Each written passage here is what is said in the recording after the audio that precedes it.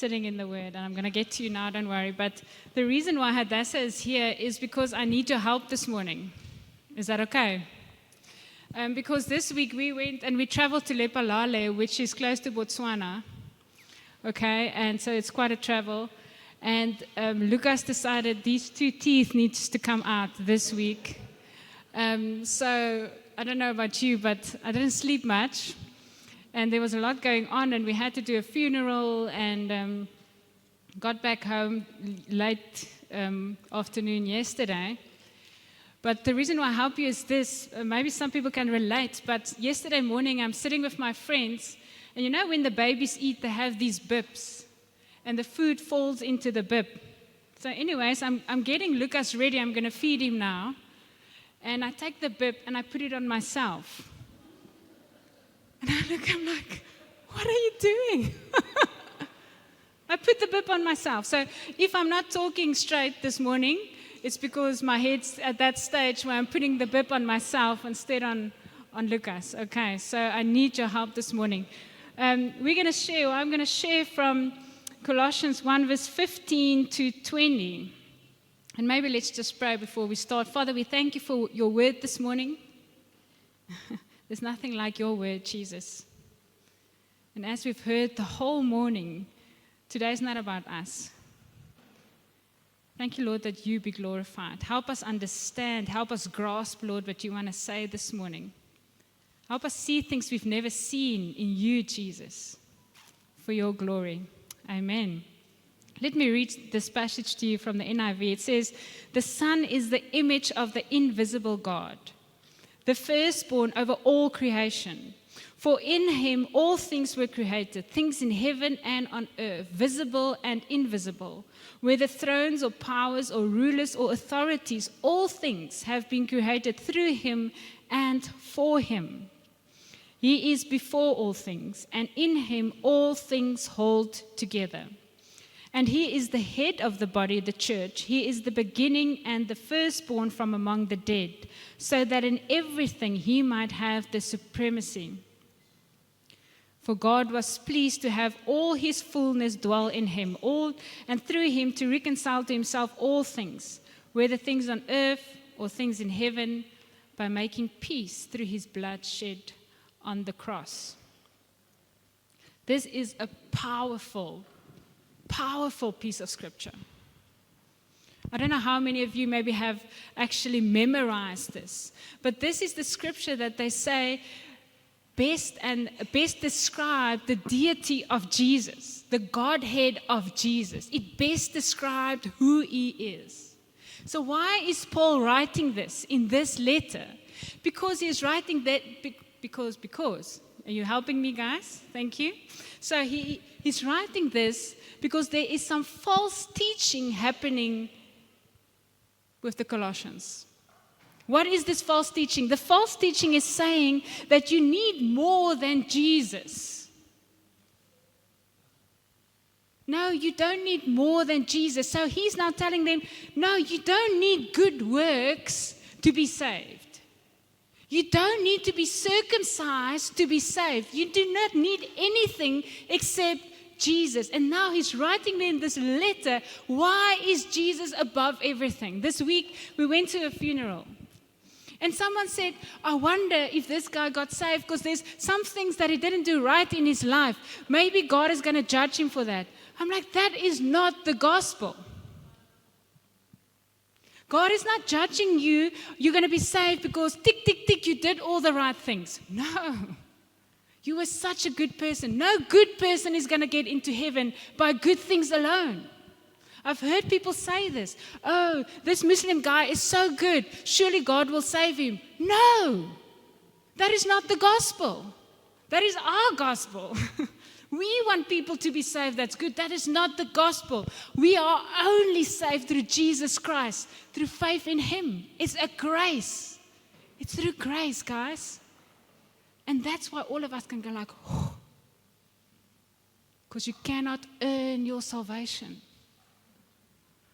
And praise the Lord, this guy that we buried, my uncle, he confessed Jesus Christ as his Savior. So I know, although he was not disabled, he was paralyzed in this life, that he is running now. Jesus saved him, not because of what he's done, but because of who Jesus is. Do you agree, Adasa? Do you want to tell them to just help me a little bit? Okay. So, how are you going to help me this morning? We are going to look. Do you want to write up there and say, Jesus is? Jesus is. We're going to look at who is Jesus in this scripture. Now, I want you to shout it out for me. Okay? So, what does this mean? You didn't come to church just to listen and to relax. You actually have to speak. Okay? Siggy, you ready? Okay. So, we're going to look at the first verse here. Don't shout it out immediately. Just wait. Okay?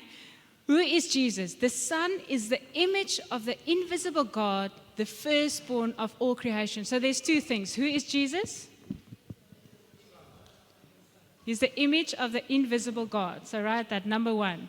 Jesus is the image of the invisible God. What does that mean? Does it mean that Jesus is a photo of who God is? No, not really. What that means is that actually three things. Jesus is the likeness, in the likeness of his Father. He is the exact likeness of God, a mirror image. So if you look at Jesus, who do you see? The Father, because he told this to his disciples. Do you remember? If you have seen me, you have seen the Father. So he's the image of the invisible God. That is so good that they wrote the invisible God is made visible through, I'm not going to speak alone today, through Jesus. The second thing, he represents God. Part of the image of God, but thank you for your willingness to write everything. And he's the manifestation of God. He makes God known to us. We can know God. Why? Because of Jesus. Are you all still with me? Thank you. Thank you. Hallelujah. Okay. So Christ, firstly, he's the image of the invisible God. You guys get this? We can have relationship with Jesus, who shows us who? The Father. You are getting there. I love this.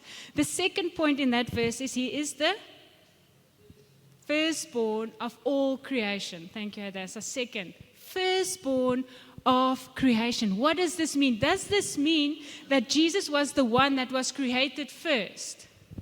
No. There's some churches that make this their gospel, that Jesus was created. No, he was never created. He is the creator.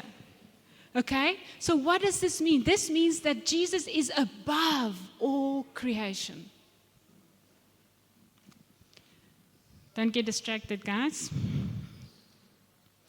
And he has all authority over creation. Okay? He's above all creation and he has all authority over creation. Good. Colossians 1 verse 16. For in him all things were created, things in heaven and on earth, visible and invisible, whether thrones or powers or rulers or authorities, all things have been created through him.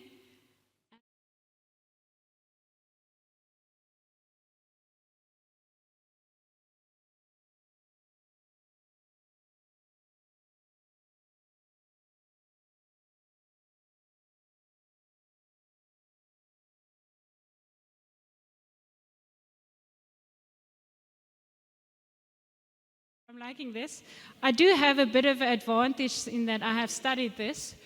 But the first thing that I would say is that, okay, why would I say that? Because it says in him.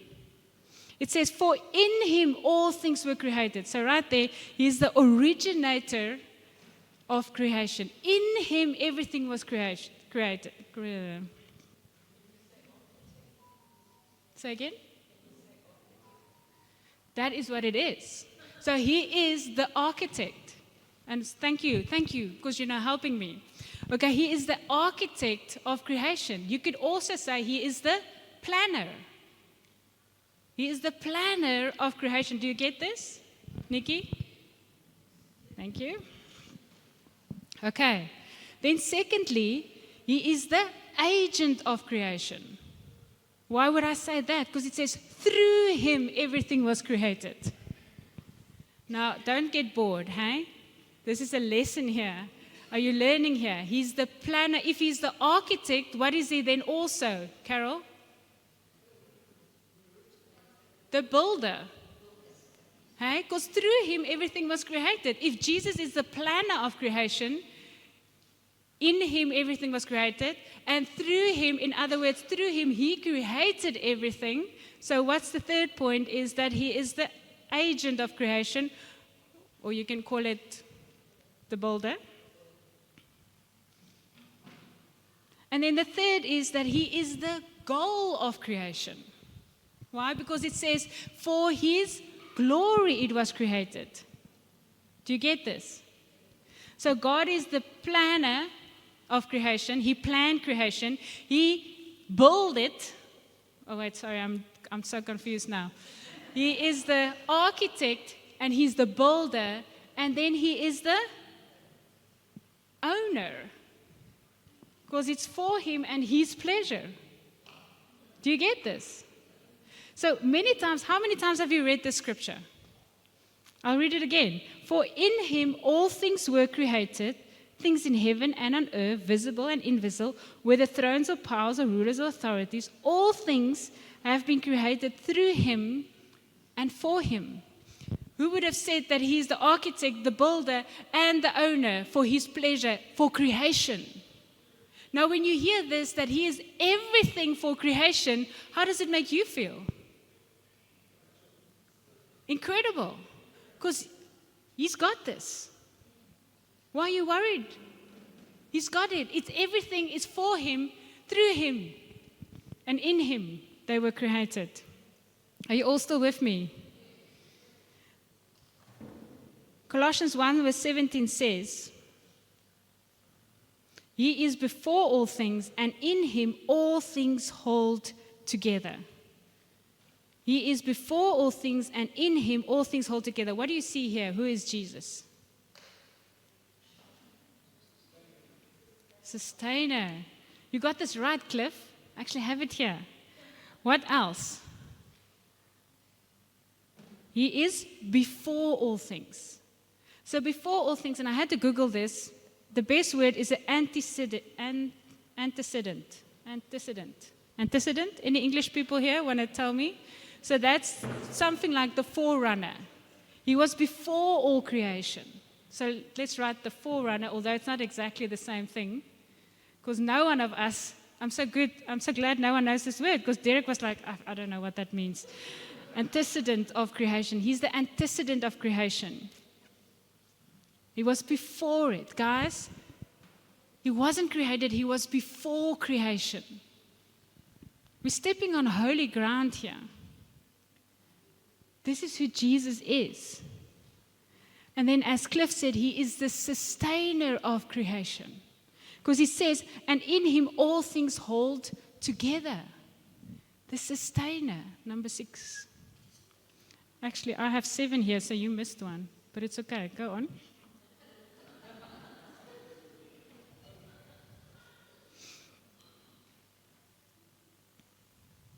I love it. I read this quote. It says, every law of science and of nature is in fact an expression of the thought of God. He holds everything together. Every law of science and of nature is in fact an expression of the thought of God. It is by these laws and therefore by the mind of God that the universe hangs together and does not disintegrate in chaos. Just think about it. What's that apple law when the apple falls? Gravity, thank you. The law of gravity is there because Jesus made it. What other laws are there? I'm not a wetenskaplike scientist. But all the laws Jesus holds together. It's in him. He holds this earth together. What happens if Jesus lets go of just 1 millisecond? Musa?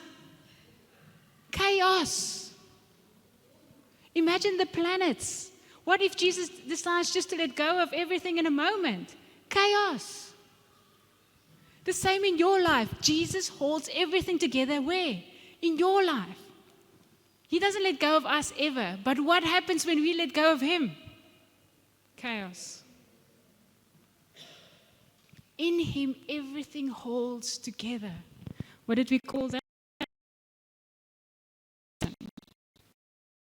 1 verse 18 says the following, and He is the head of the body, the church. He is the beginning and the firstborn from among the dead, so that in everything He might have the supremacy, or the preeminence, they say in a different translation. So what would you say? Who is Jesus? The head of the church.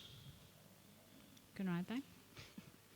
Jesus is the head of the church. In other words, guys, He's the authority in church. And He gives the direction of the church. It's so easy to forget that. Jesus is the head of the church. He is the authority of the church. And He gives the direction, not us. And this morning, while we were singing, I was thinking, if we're not doing this for Jesus, I don't want to be here. If what we are doing here today is not for Jesus, or in this church, if what we are doing is not for Jesus and His glory, I don't want to be here. I want to be in a church where it's about Jesus. The ultimate. He's the head of the church. What's the second thing? He is the firstborn from the dead, or the number 8. Now again, this can be so tricky. Is Jesus the one who was raised from the first? Is Jesus the one who was raised first in the Bible from the dead? No. He raised Lazarus from the dead. He raised that young guy from his mom. You guys are speaking, but I can't hear anything. The widow, thank you. The widow, the son He raised from the dead. So Jesus was not the one to be raised from the dead the first. You understand me? But He is the only one who will never die again.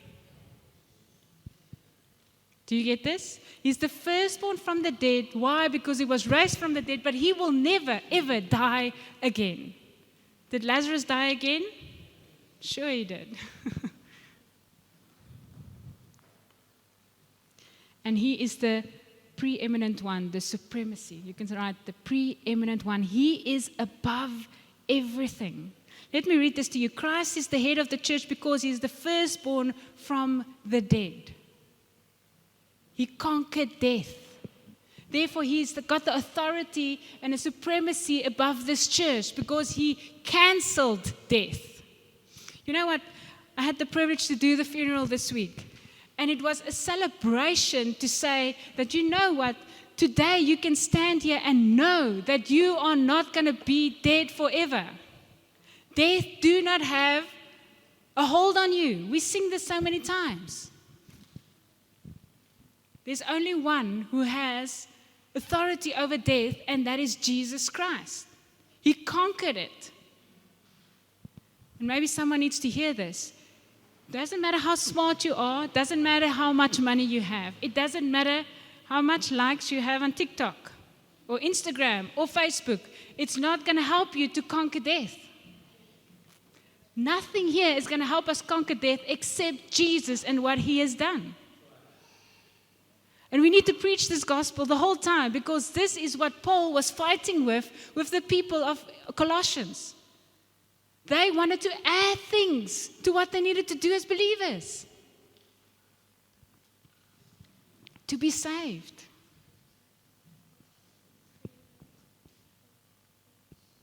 He's the preeminent one. But you can make your own words. You're smart like that. Then Colossians 1 verse 19 says, "For God was pleased to have all His fullness dwell in Him." So what would we say there? Jesus is the fullness of God. He is the fullness. He is not a little inferior to God. Do you get this? All the fullness of God dwells in Jesus. Now, I don't know about you, but I have relationship with Jesus. In other words, I have relationship. When Joanne got up here today and she said, He's in your bad days and your good days. I serve a God who is the fullness. Jesus is the fullness of God, and He cares about my bad day. He cares about your bad day. God, supreme. What did we just say? He's the firstborn. He's the originator. He's the agent. He's the forerunner. If it isn't for Him, we will just like collapse. I don't know how all the science works. But He cares about you and your bad day.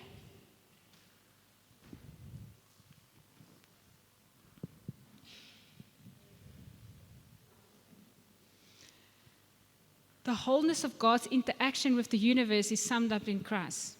The fullness here probably refers to Christ's official power. It's not that he wasn't that before. Colossians 1 verse 20, and through Him to reconcile to Himself all things, whether things on earth or things in heaven, by making peace through His blood shed on the cross. I'll help you because I can see we are getting tired. Jesus is the reconciler of all things to Himself.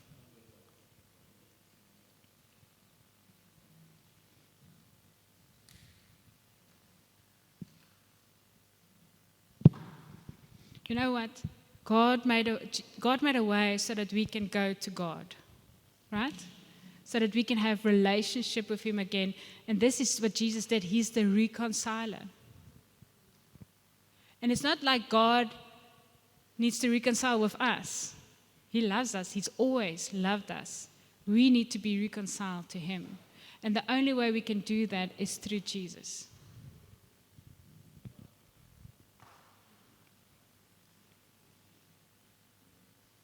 All things.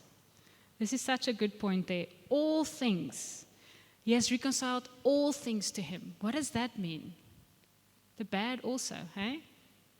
It doesn't mean that now He's reconciled the enemy and the demons and so on to Himself so that they can be saved. No, He has reconciled them so that they will submit to His will. This is deep stuff. Nothing is outside of the authority of Jesus. Everything needs to submit to Him. Now, I don't know what you're going through. That's my boy. He's hungry. He's saying, Mom, please end it now. Say amen. And some other people are saying, yes, amen. They are also hungry. Everything needs to submit to Jesus. It doesn't matter what you're going through, what strongholds there is in your life, or what things you are struggling with, or what bad dreams you are having, or whatever things, circumstances in your life that feels like they are out of control and you don't know what to do. Jesus has authority over that. Do not submit to the fact that you think that, oh no, Jesus doesn't care about this. He's not strong enough to deal with this situation, because that's a lie. He is stronger than anything, and everything needs to submit to Jesus. You know what? When we sit here this morning, this is big words for me. I'm Afrikaans, so I had to study this. Nee? But when I read this, I have to start to meditate on who Jesus is. Because we so meditate on who I am. The world tells us, do you know who you are? Okay, now that song is coming in my head. I know who I am. It's a good one. I'm not making a joke about this. But everything in this world wants us to meditate on ourselves. Make you a better you. Do you know the best way that you can be a better you is by meditating on who Jesus is? We preach many sermons from this stage about how we can become better. And we leave Jesus out of it. We cannot leave Jesus out of anything. If we start meditating on these things, His supremacy and who He is, we will change. We will not stay the same. We will sing these songs today meaning it. It won't just be a song that we sing because it sounds nice in church. When we say, Lord, have it all, it will be, Lord, have it all.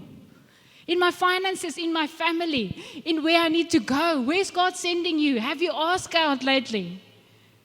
Or have we become comfortable in our situations here? Who does God want you to meet?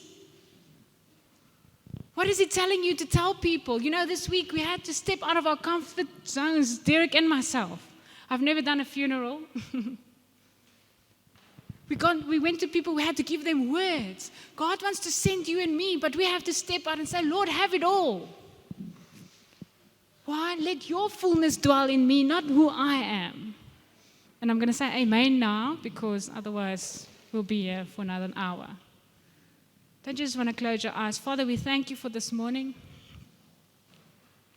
And we thank you that we can say this morning, Lord, that you are above everything. You created everything. You were before creation, Lord. In you, everything holds together. You sustain everything, Lord. And I'm so privileged and in awe of the fact that this morning, Lord, I can say, I know you, Jesus. Thank you for saving me, Jesus. Thank you that I know the truth. Thank you that we can speak the truth and know the truth, and the truth sets us free. Thank you, Lord, that this morning is not about us as we've heard. Thank you that you help us to realign ourselves, not to our dreams, our will, what we want, but to your will and your ways and your kingdom coming, Lord. I pray for people here, Lord. There's people in this church who are called to plant churches. You are called to plant churches. Do not hide behind your job or your family or whatever it might be. God has called you to plant churches. There's some young people here. You're not in church, in Kidsman today, but God is calling you to go over borders where no one wants to go and go spread the gospel. You're going to take the word into places that people have never heard the gospel. Thank you, Lord, that we stop praying things that's just comfortable for us, but we say, Lord, have it all. We want to go where you send us. We want to be who you want us to be, not who Facebook tells us to be, Lord. Thank you, Lord. Realign us towards Jesus. Thank you for your truth. Thank you for every person here, Lord, at this moment, feeling that they're overwhelmed by circumstances and things, that we can be reminded, Lord, that everything has to submit to you, Jesus. Thank you for leading us in every situation. Thank you for breaking us out of our fears and intimidations. I pray for those who are carrying your light so brightly, Lord, strengthen them. There's someone here this morning, it's tough carrying on what God has called you to do. It's really tough. But I see that He's putting something under you. He is strengthening you. Trust in Him. He will carry you through the circumstances. He has a plan for you. Don't give up now. Don't stop now. Don't feel like you're failing. You are not failing. Keep on going where He has directed you to go. He will not let you go. He will not let you down. He has a plan. I promise you this is my last story and then we're going to go. I shared this with the leaders the other day. My boy, he doesn't seem like he wants to crawl now. I'm seeing you tomorrow, Andrea. He's just sitting. It's very nice. So when I put him on his fours, what do you call it again? All fours. He's complaining. He's like, I don't want to be in this position. And the other day while I was putting him in that position and he started complaining, a thought came to my head and it was this. If you just knew that you needed this to move forward, because he wants to move, but he doesn't want to be on his all fours. If you just knew that you needed this to move forward, then you would have done it without complaining. And that's a word for some of us here this morning. You're in an uncomfortable position. It's not fun. You don't want to be in there, but you need this to move forward. And soon, it's not going to be uncomfortable anymore. It's going to be part of your life. So do not give up now. Amen? Amen. Thank you, everyone. You can go.